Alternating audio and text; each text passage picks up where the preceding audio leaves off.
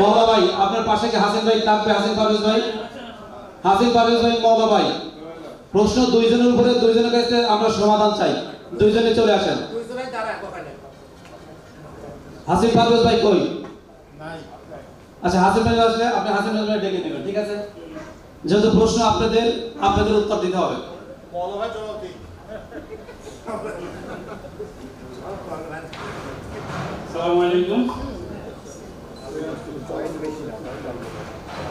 আল্লাহ তাআলার কাছে শুকরিয়া যে আল্লাহ তাআলা আমাদেরকে এলপিজি অনার্স সেশনের এই সাধারণ বার্ষিক সভায় উপলক্ষে আমাদেরকে বছরে একবার সবার সাথে সাক্ষাৎ করার সুযোগ করে দিয়েছে। এই জন্য মহান আল্লাহর কাছে আমরা শুকরিয়া আদায় করি। আসলে আমরা বর্তমানে হোক, অতীতে হোক, ভবিষ্যতে হোক, যে কোনো ব্যবসার মধ্যে অনেক চ্যালেঞ্জ থাকে। আমরা একটা এলপিজি স্টেশন, ক্ষুদ্র একটা প্রজেক্ট, এটার ভিতরে আমাদের 15 থেকে 20টা লাইসেন্সই নেওয়া লাগে। এই লাইসেন্সগুলো নিতেই আমাদের দেখা যাচ্ছে যে এই স্টেশন করা ওখানেই মিটে যাচ্ছে। এটা হলো শুরুর আগে, আর শুরুর পরে তো আরো অনেক সমস্যা একটার পর একটা আসতেই থাকে। একটা জিনিস আমরা কিন্তু সবাই একটু উপলব্ধি করতে পারতেছি যে আমার এই ব্যবসাটাকে লাভজনক করার জন্য আমার একক প্রচেষ্টাই সম্ভব না। আমি এককভাবে আমি স্টেশনে সময় দিয়ে আমি আমার এই ব্যবসার কিছুটা অগ্রগতি করতে পারবো, কিন্তু সামগ্রিকভাবে এই ব্যবসা থেকে সাফল্য পাওয়ার জন্য আমাকে সামগ্রিক কাজ করতে হবে।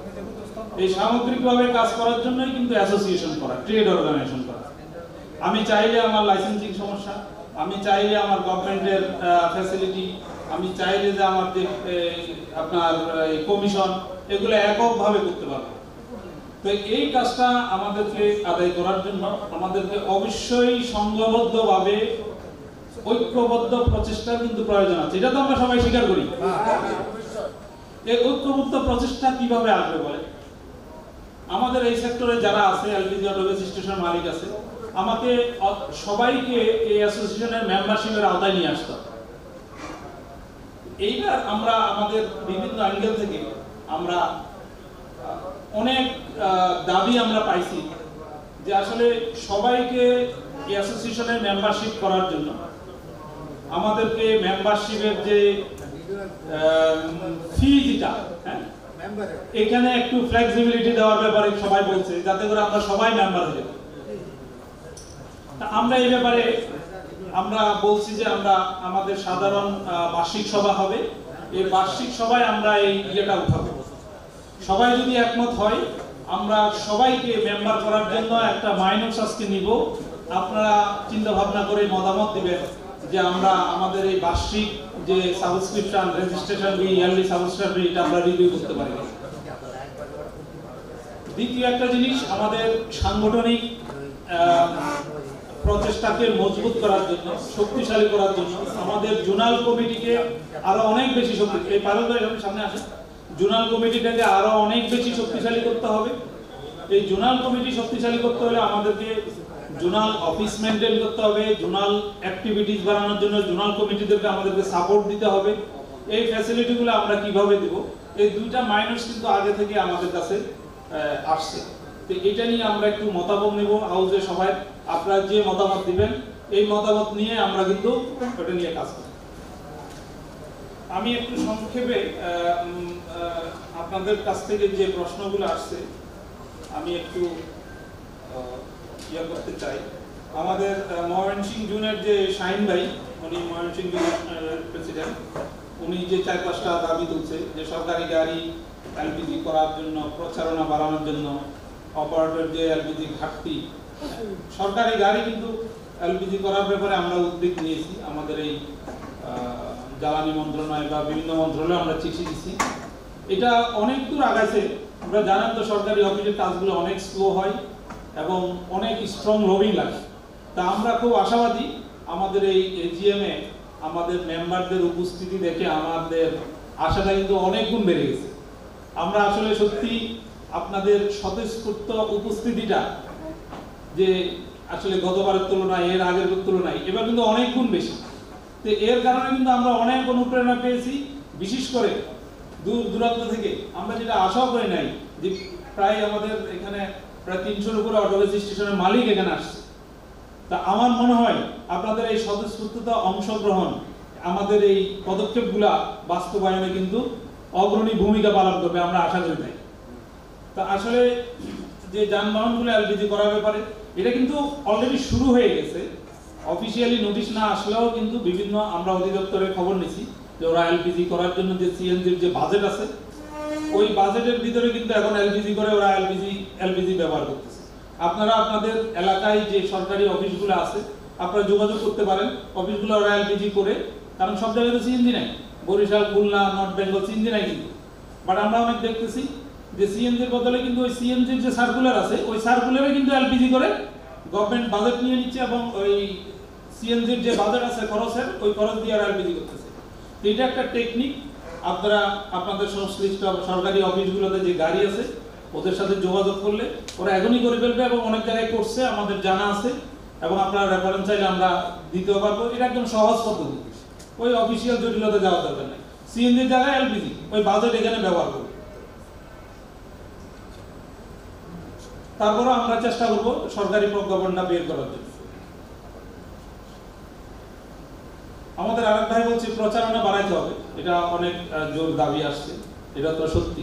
সিএনজি স্টেশন যখন হয়েছে প্রচারণা হয়েছে, আমাদের এলপিজি ক্ষেত্রে আমার মনে হয় আমরা প্রচারণা, আমাদের যে সেন্ট্রাল কমিটি আছে, জোনাল কমিটি আছে, আমরা এবার নতুনভাবে যে কমিটি গঠন হলো আমরা এটার একটা সাব কমিটি করে দিব, প্রচারণা কমিটি, মার্কেটিং।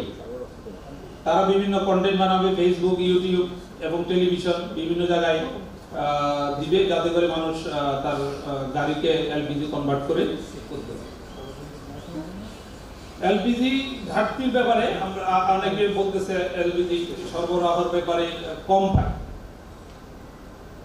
এটা ঠিক, এটা আমরা অনেক কমপ্লেইন পাচ্ছি, বাট ইদানিং মাস কিলোমিটার সংযোজন করে এলপিজি ঘাটতিটা অনেকটা সমস্যার সমাধান করছে। তারপরেও আপনারা যদি আরো কমপ্লেইন থাকে স্পেসিফিক দিলে আমরা অনেক ক্ষেত্রে গ্যাস কোম্পানির সাথে যোগাযোগ করছি, অ্যাসোসিয়েশন থেকে কম্পেনসেশন দিয়ে দিচ্ছি।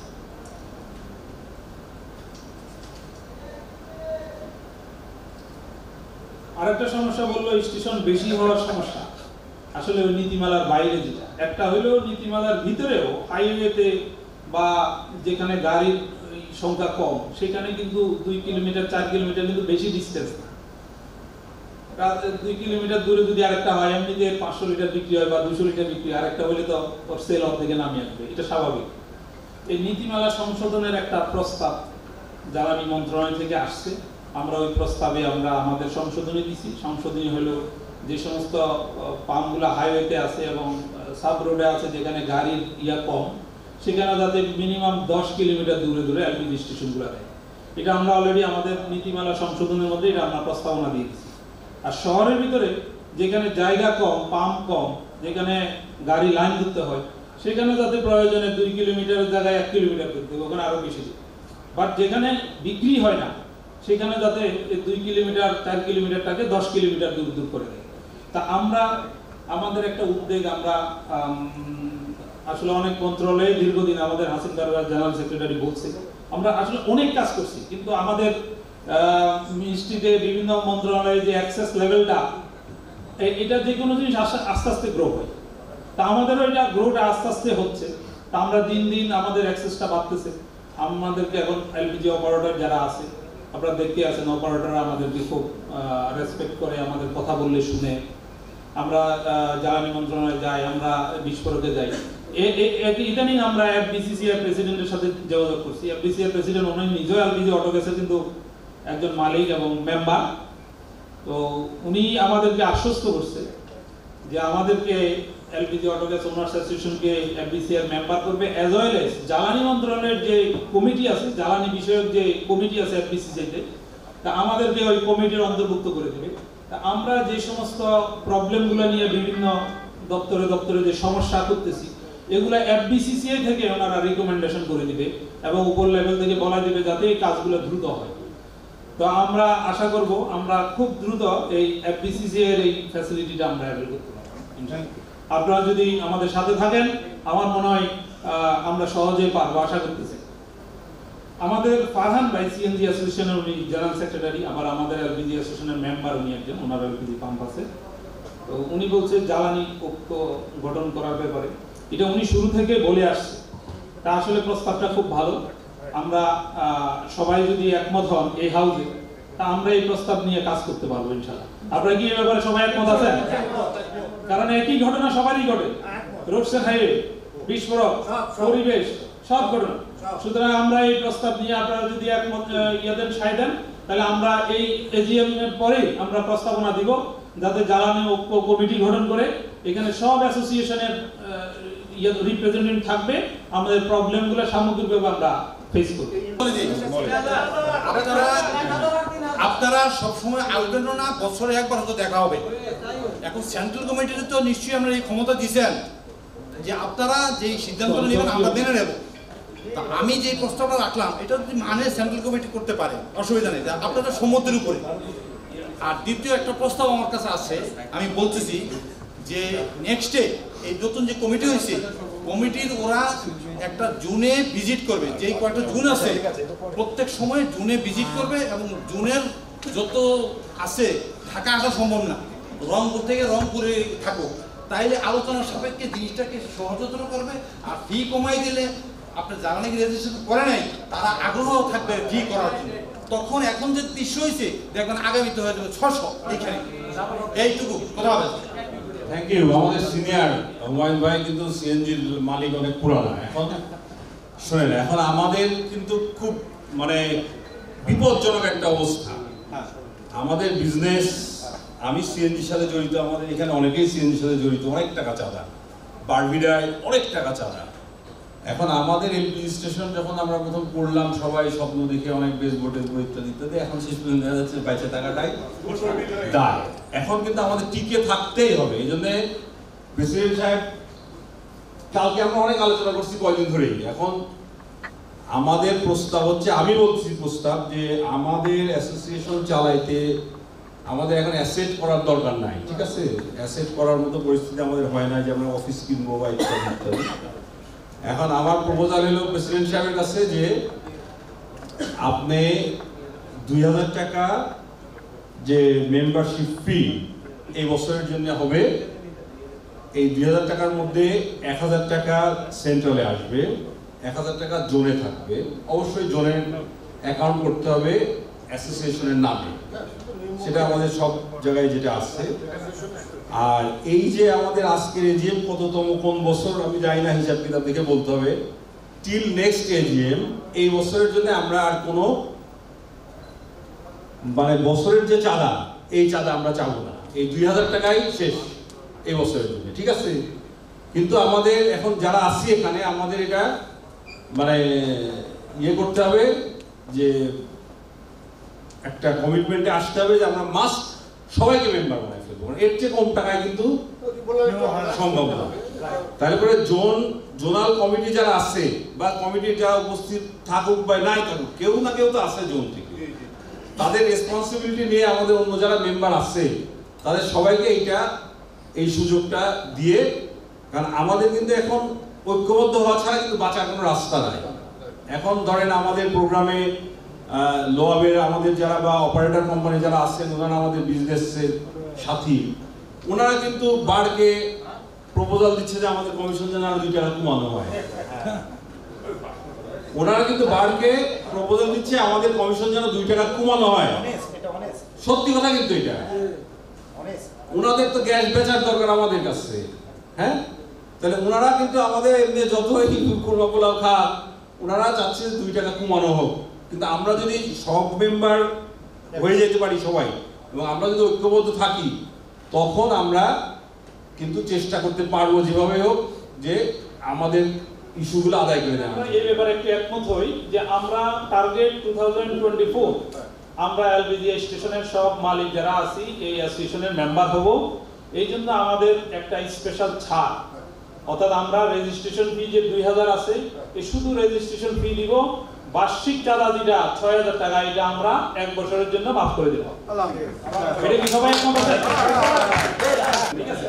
আচ্ছা, আমরা কিছু প্রশ্ন একটু আলাপ করি, নাইলে সবার মনে ক্ষুধা থেকে যাবে। সাম্পান এলপিজি আমাদের এনামুল ভাই, আমরা ওনাকে নতুন, উনি আমাদের কমিটিতে আসছে, ওনাকে আমরা স্বাগতম জানাই। ওনার পাম্পে একটা দুর্ঘটনা হয়েছিল, আমি ওনাকে একটু ধন্যবাদ জানাতে চাই। আমার পাম্পে যখন দুর্ঘটনা হয়েছে আমরা অ্যাসোসিয়েশন থেকে ওনারে ফোন দিচ্ছি, উনি এই যে ভাই উনি ওই দিনই অ্যাসোসিয়েশনের মেম্বার হয়েছে। এবং আমি অনেক উপকার পেয়েছি, মেম্বার না হয়েও আমি এই অ্যাসোসিয়েশনের থেকে অনেক উপকৃত হয়েছি, যার দরুন আমি খুব কৃতজ্ঞ আপনাদের কাছে। ধন্যবাদ আমি আমাদের প্রতি কৃতজ্ঞতা স্মরণ করার জন্য। ঠিক আছে, আমাদের এই এলপিজি অ্যাসোসিয়েশনের যে সাধারণ সবাই, আপনাদের যে স্বতঃস্ফূর্ত অংশগ্রহণ, এটা সত্যি আমাদের এই অ্যাসোসিয়েশনের জন্য সত্যি একটা মাইল ফলক। আমরা দেখেন হাউস কিন্তু ভরে আছে, আমরা জায়গাও দিতে পারি নাই। আমরা আশা করব আমরা যে উদ্যোগ নিছি 1000 স্টেশনের মালিককে মেম্বারশিপের আওতায় নিয়ে আসব। আগামী বছর আমরা এর চেয়ে 3 গুণ বড় হলে আমরা এজিএম এর ইয়ে দিব। সবাই কি রাজি আছেন? এর চেয়ে 3 গুণ বড় আমরা অ্যারেঞ্জমেন্ট করব, সবাইকে নিয়ে আসবেন ইনশাআল্লাহ। হ্যাঁ, আমাদের অনুষ্ঠান শেষে সবাই মিলে একটু ফটো সেশন হবে, আপনারা ফটো সেশন করেই যাবেন। আমরা আপনাদের অংশগ্রহণের জন্য সবাইকে ধন্যবাদ জানাই। আপনারা দূর দূরান্ত থেকে আসছেন, আমি দেখছি। হ্যাঁ, সেই নর্থ বেঙ্গল, এদিকে মহেশখালী, কক্সবাজার, এদিকে বরিশাল, পটুয়াখালী, ভোলা থেকে আসছে। সুতরাং সবাইকে আমি আন্তরিক ধন্যবাদ, সবার প্রতি শুভেচ্ছা, সবার প্রতি আমার দোয়া থাকলো।